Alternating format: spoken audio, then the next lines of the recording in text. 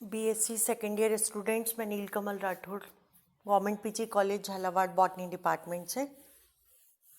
आज का जो टॉपिक है वो है ड्रेसिना स्टेम में सेकेंडरी ग्रोथ। जो ड्रेसिना स्टेम है वो मोनोकोटिलीडन है और इसमें सेकेंडरी ग्रोथ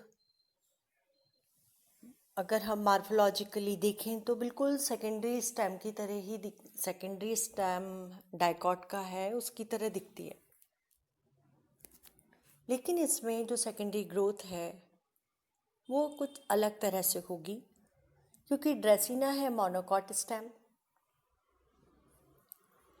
और दूसरा इसमें जो वेस्कुलर बंडल है वो भी कंजॉइंट कोलेटरल क्लोज टाइप के हैं, यानी कि यहाँ कैम्बियम नहीं है, वेस्कुलर बंडल क्लोज्ड है। तब सेकेंडरी ग्रोथ कैसे होती है? यहाँ कॉर्क भी बनता है, इवन सेकेंडरी वेस्कुलर बंडल भी दिख रहे हैं। तो इसको डिटेल में यहाँ देख रहे हैं। यदि इसके प्राइमरी स्ट्रक्चर को देखें तो इसमें आउटर साइड पे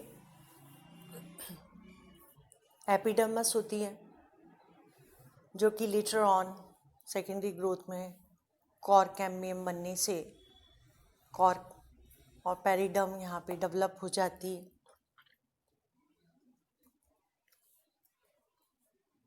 फिलोजन कॉर्क कैम्बियम कहलाता है, जिससे कॉर्क सेल्स और कॉर्टेक्स की तरफ सेकेंडरी कॉर्टेक्स बन रहा है। इस तरह से ये पेरिडर्म बनती है। जबकि प्राइमरी स्ट्रक्चर में इसमें हाइपोडर्मिस भी है और ग्राउंड टिश्यू है, जिसमें वेस्कुलर बंडल बिखरे होते हैं। तो जो आउटर कॉर्टिकल पार्ट है वो पैरेन्काइमा से बना है, एक्टिव सेल्स हैं, इंटरसेल्यूलर स्पेसेस हैं यहाँ, इवन कुछ सेल्स मेरिस्टेमेटिक शो एक्टिविटी दिखाती हैं, इनमें सेल डिवीजन होते हैं और कुछ सेल से वेस्कुलर टिश्यू भी बनते हैं। इसके ग्राउंड टिश्यू में वेस्कुलर बंडल बिखरे हुए रहते हैं। ये वेस्कुलर बंडल कंजॉइंट है, कोलेटरल है और क्लोज्ड है। फ्लोएम और जाइलम के बीच में इंट्राफेसिकुलर कैम्बियम नहीं है।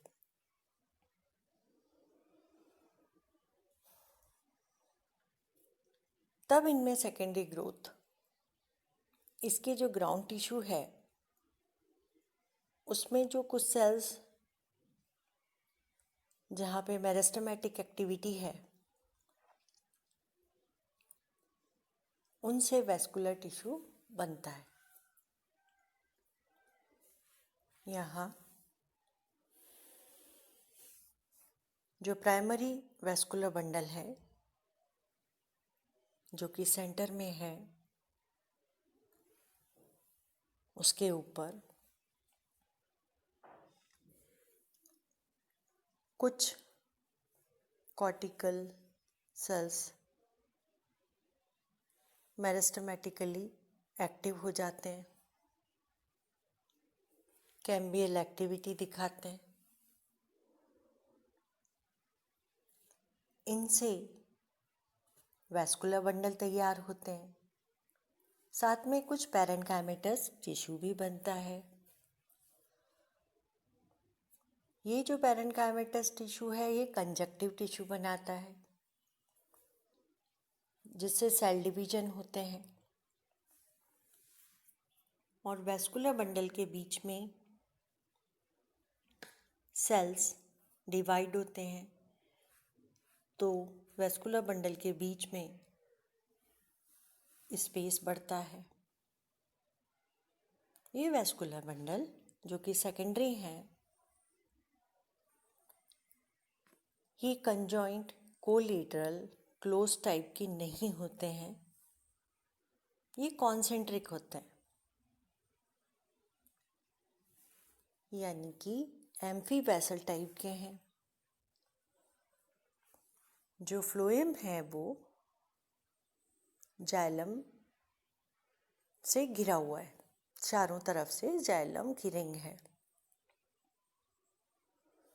इवन इन कॉन्सेंट्रिक बंडल्स के ऊपर भी स्क्लेरेन्काइमा की बंडल शीट है।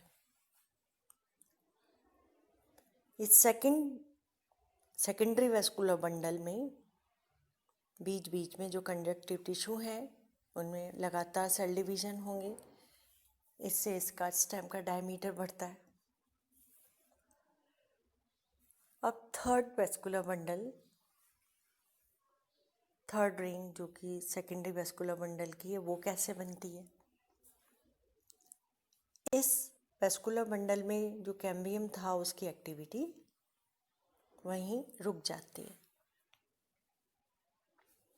अब इन वेस्कुलर बंडल के ऊपर इनके एकांतरित क्रम में कुछ कंजक्टिव टिश्यू के सेल्स मेरिस्टेमेटिक एक्टिविटी दिखा रहे हैं। इनमें कैम्बियल एक्टिविटी होती है, इससे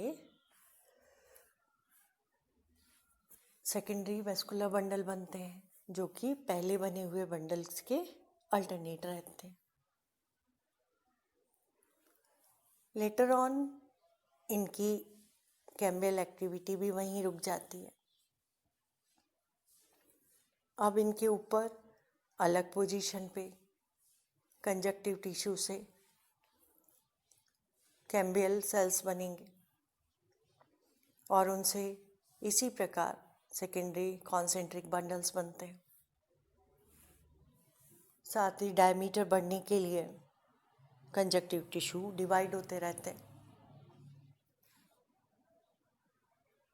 और बहुत ओल्डर स्टेज में, बहुत मैच्योर स्टेम में अगर देखें तो कुछ पेरिफेरी साइड पर सेकेंडरी कॉर्टेक्स के और इवन सेकेंडरी वेस्कुलर बंडल का साइज भी घट जाता है। यहाँ तक कि इनकम्प्लीट भी हैं, यानी कि जो कैम्बियम है वो सिर्फ फ्लोएम के पैचेस ही बनाता है। इस तरह से इंक्लूडेड फ्लोएम भी, अधूरे वेस्कुलर बंडल भी लेटर स्टेज में दिखाई देते हैं। और ऊपर की ओर पेरिडम स्पष्ट दिखती है। इस प्रकार यहाँ जो ग्राउंड टिश्यू है उसमें आउटर साइड पे कॉर्क कैम्बियम से कॉर्क का बनना और इनर साइड की ओर कैम्बियल एक्टिविटी की पोजीशन का बदलना, कैम्बियम का बदलना, कैम्बियम की एक्टिविटी के चेंज होने से वेस्कुलर बंडल का एक तो टाइप चेंज हुआ। जो प्राइमरी वेस्कुलर बंडल था वो था कंजॉइंट कोलेटरल क्लोज्ड, और जो सेकेंडरी वेस्कुलर बंडल बना है वो है कंजॉइंट कॉन्सेंट्रिक, यानी कि एम्फीवेसल टाइप का है। साथ ही उससे कुछ कंजक्टिव टिश्यू बने हैं। फर्दर ऑन नेक्स्ट स्टेज पे जो कंजक्टिव टिश्यू हैं उनसे फिर वेस्कुलर बंडल के लिए कैम्बियम बना है, और इन कैम्बियम की एक्टिविटी से नेक्स्ट वेस्कुलर बंडल बनते हैं। लेटर ऑन फिर पोजीशन चेंज होती है। इस तरह से सक्सेसिव सीक्वेंस में सेकेंडरी वेस्कुलर बंडल बनते रहते हैं। कंजक्टिव टिश्यू से इसका स्टेम का डायमीटर बढ़ता रहता है। तो रिजल्टेंट में अगर देखें तो ऊपर की ओर पेरिडम दिखती है, कॉर्टिकल पार्ट है, ग्राउंड टिश्यू में सक्सेशन में अरेंज्ड वेस्कुलर बंडल्स हैं, बीच बीच में कंजक्टिव टिश्यूज फैले हुए हैं जिनसे स्टेम का डायमीटर बढ़ रहा है। तो ये सेकेंडरी ग्रोथ डायकोटिलीडन स्टेम की तरह दिखती है, लेकिन यहाँ जो कैम्बियम की पोजीशन है, कैम्बियम की एक्टिविटी है और जो वेस्कुलर बंडल्स के टाइप हैं वो डायकॉट स्टेम से अलग है। डायकॉट में vascular bundle conjoint collateral open type के थे। ड्रेसिना स्टेम जो कि मोनोकॉट है, इसमें वेस्कुलर बंडल, जो प्राइमरी वेस्कुलर बंडल है वो कंजॉइंट कोलेटरल क्लोज्ड है, जबकि सेकेंडरी वेस्कुलर बंडल कॉन्सेंट्रिक है और इन कॉन्सेंट्रिक रिंग्स की साइज भी घटती जाती है।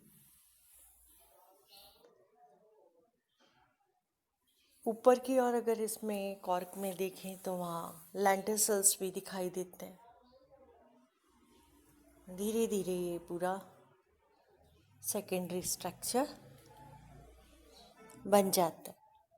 इस तरह से रेसिना के स्टेम में सेकेंडरी ग्रोथ जो कि नॉर्मल दिखती है, लेकिन डायकॉट स्टेम से अलग होती है। Thank you.